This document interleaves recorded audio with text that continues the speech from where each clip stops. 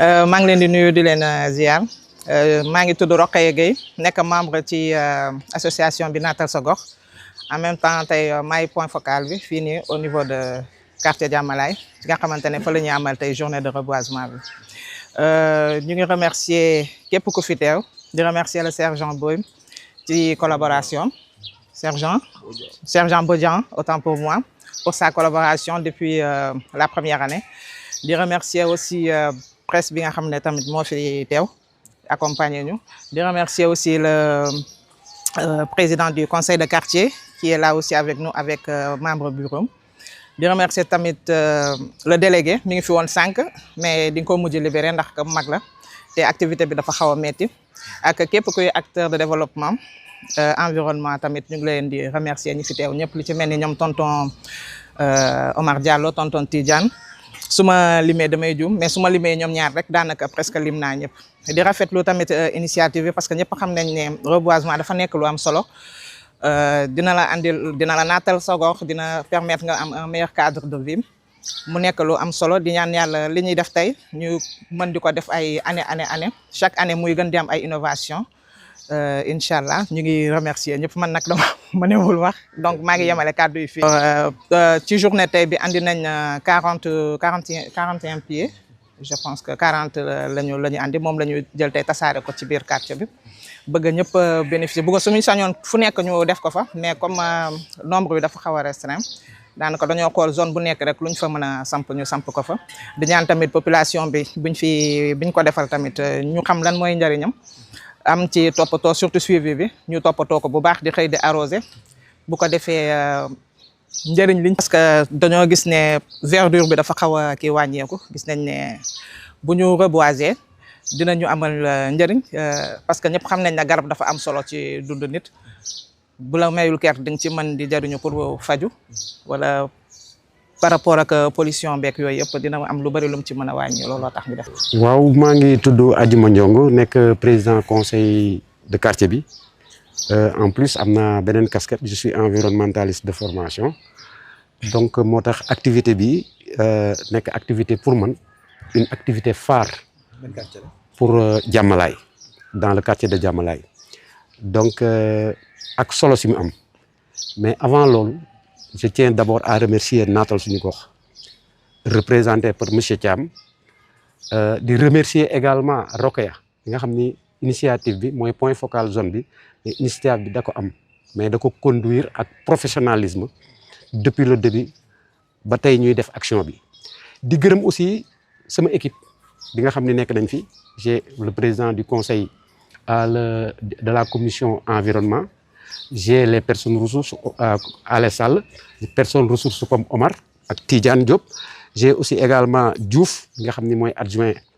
président commission environnement ak ñi nga xamee ni acteurs yi nga xam ni mobilisé wu nañu derrière Naatal suñu gox pour pouvoir mener cette activité aujourd'hui li ci gën a am solo nag moom mooy zone bi dafa nekkoon zone boo xam ni c'est une zone inondable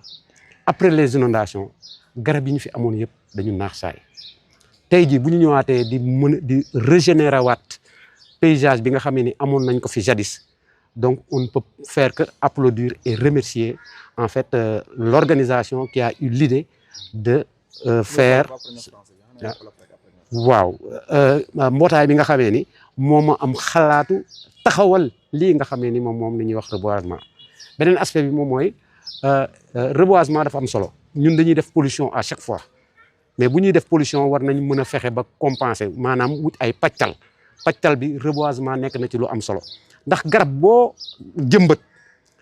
dina dégager dina absorber 23 kilogrammes de CO2 par an boo ci defee 10 nga multiplier ko par 10 ça fait 200 kilogrammes de CO2 bi nga xamee ni day participer ci réchauffement de la planète donc loolu yëpp bu ñu ko absorber day tax suñu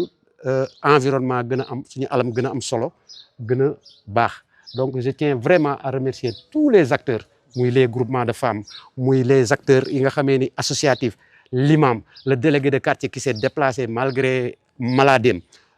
loolu yëpp ñu ngi koy rafetal di ñaan nag ci ay perspectives yi nga xam ne jege na ñu gën a lëkkaloo parce que on se regroupe dans une coordination bu ñuy wax CODIL bu regrouper 17 quartiers yëpp et le besoin soxla bi ba léegi mi ngi fi ñu gën a xool naka la ñuy def pour mën ko gën a yaatal ba ci biir kër yi sax ne serait-ce que pour chaque maison ñu am fa benn arbre fruitier dina am solo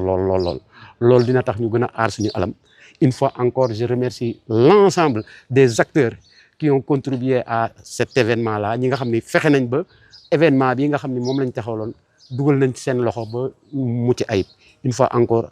nous vous remercions beaucoup. waaw non réseau bi état mi ngi def le tout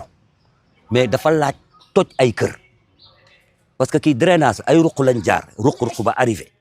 pour nañ daan tirer avant teg ay raakool drainage la ak partenaire avec vivre avec l'eau moo fi jaaroon. soulager ñu bëri tey ji fii ngay wax fii ñu taxaw nii bu ma nee la ndox mi fii la daan yem da nga daan déedéet fii ndox mi fii la daan dem ci kaw mais fexe nañ ba le tout ñi fi dëkkoon dem feneen bi ñu demee yàqul parce que amaan nañ fi terrain de football tey amaan nañ fi école am fi jardin am fi yeneen ak yeneen mais nit ñi tamit nañu xam ne li leen fi baax mooy lii mais ñu ci bëri dañuy fàtte ne inondation même porte que mënul jeex parce que changement climatique la ñu wax. adduna bi léegi amul noor amul nawet n'importe quelle heure te canal bi tamit nañu xam ne canal yëpp ci nawet lañ nekk parce que loo xam ne à chaque jour mu ngi jël ndox kon kooku mu ngi ci nawet parce que dañuy wax sax saison nawet nañu pompe canal yi nañu def li mais nañu xam ne tous les canaux yi fi nekk ci Dakar fii ci nawet lañ dëkk parce que chaque jour mu ngi encaissé ndox entretien boobu nag il faut état jàpp ci mairie mi ngi def la maximum jaar na fi kiire waat mais tamit ku ci nekk sa moyen fi mu yem. Assalamualaikum, c'est sergent Modou Lamine Bodian, chef de brigade Malika Yeumbeul, dépendant du secteur Eaux et Forêts de Keur Massar, commandé par le commandant Seynabou Diop Fall. Donc vraiment maa ngi remercier ñëpp di remercier ñu ma fi fekk acteurs de développement yi mi fekk bajjen gox yi jigéen yi si mobiliser yëpp di remercier notable quartier yi ak waa Naatal sa gox. Donc ça fait 3 ans ñu ngi accompagner ak ñoom. Accompagnement bu rafet avec un taux de réussite vraiment de 90% de reboisement yi ñu jot a def yëpp depuis les 3 ans parce que ñun les Eaux et Forêts chaque année dañuy évaluer avec ñoom di def ay suivi voir taux de réussite parce que ñun loolu moo ñu important parce que on a des statistiques yoo xam ne dañ koy remonter au niveau régional donc vraiment ñu gis nañ impact bi donc utilité reboisement bi comme ni ñu ko waxee rek c'est intéressant ça offre un meilleur cadre de vie de la population tey bu ñu xoolee tey changement climatique bi tey bu ñu ko waxee suñu koñ yëpp a tàng. Donc tàngoor boobu garab bi da koy wàññi garab bi mooy wàññi tàngoor bu nekk ci dëkk bi di koy atténuer pour ñun ñu mun ko supporter.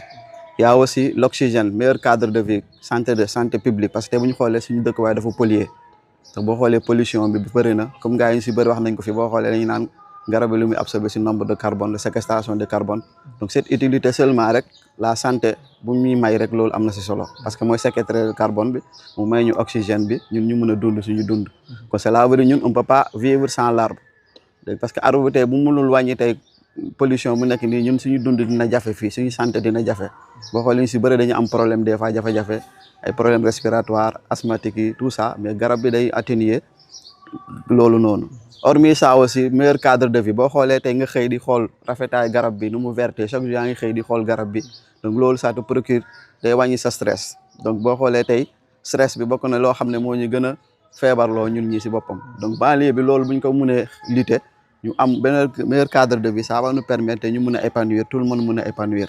donc loolu tamit garab bi am na utilité bu ñu siy def lutter contre les inondations tey garab bi aussi ça lutte contre les inondations parce que pourquoi son système racinaire day wàcc ba si suuf ça va permettre maintenant ndox bi mën a infiltrer jusqu'aux profondeurs donc boobaa ndox du mën a taxaw si kaw donc loolu tamit garab bi da siy lutter donc c'est pour cela vraiment loolu am importance ñu mën ko def si banlieue bi pour mieux lutter contre l'inondation bu nekk si banlieue bi donc garab bi da koy lutter de manière durable parce que racine yi bu duggee bi si suuf day yokk infiltration bi ndox bi mën a wàcc parce que boo xoolee fii Dakar luy problème bi mooy suuf si dafa xaw a ban donc infiltration bi day des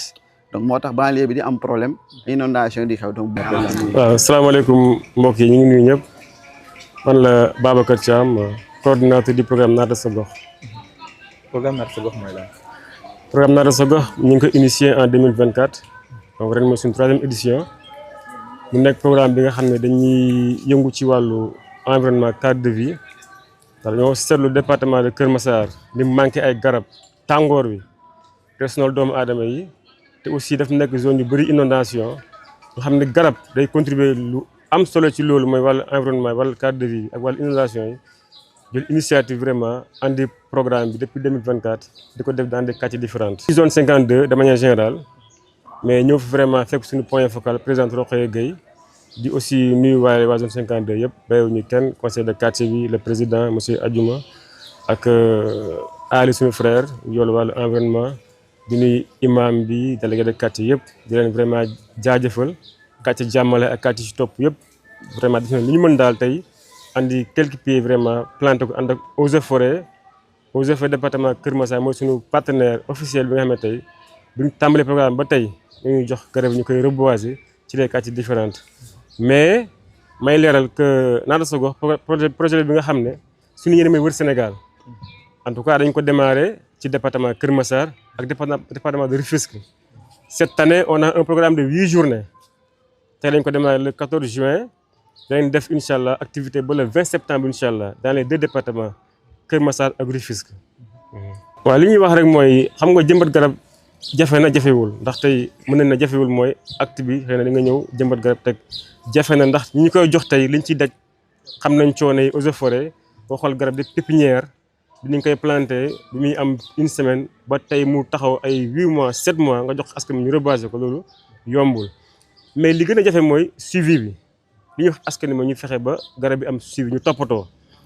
yàlla dimbali nañu nag vraiment ñun projet bi dañuy vraiment liggéey ak wax naa ko ay points focaux ci quartier yi chaque quartier dañuy dem bu ñu fa demee am na point focal bu ñu fi représenté mooy def benn comité de suivi ànd ak quartier bi bàjjenu gox bi délégué de quartier bi ak la jeunesse ñu def suivi topp garab yi vraiment point par point di ko arrosé matin soir mais vraiment sant yàlla ba am nañ ci résultat bu favorable macha allah comme ni ko sànq waxee kii sergent Bodian résultat de 90% dans les 2 années passées. Ñu ñaan yàlla rek cette année aussi incha allah ñu am résultat boobu. Et plus précisément dans la commission de l'organisation, donc je suis le chargé de faire tout ce qui est planification et de suivi des journées. Oui, notre présence c'est de participer à la lutte contre le réchauffement climatique, mais aussi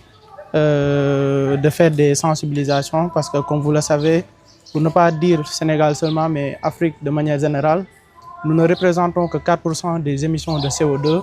mais malheureusement, nous sommes le continent le plus touché. Et je le dis à chaque fois, ce ne sont pas les Américains ni les Européens qui vont venir nous aider. C'est nous-mêmes, les Africains, qui doivent prendre notre responsabilité pour lutter contre ce phénomène qui nous touche de plus en plus. Si on prend le Sénégal, comme par exemple au nord du pays, Saint-Louis et environ, si on prend les 4 dernières décennies, on voit qu'on a perdu des dizaines de centaines de mètres de côte à cause de l'érosion qui est l'une des principales conséquences du réchauffement climatique. Donc c'est ce qui justifie notre présence ici. Comme je l'ai dit tout à l'heure, notre organisation c'est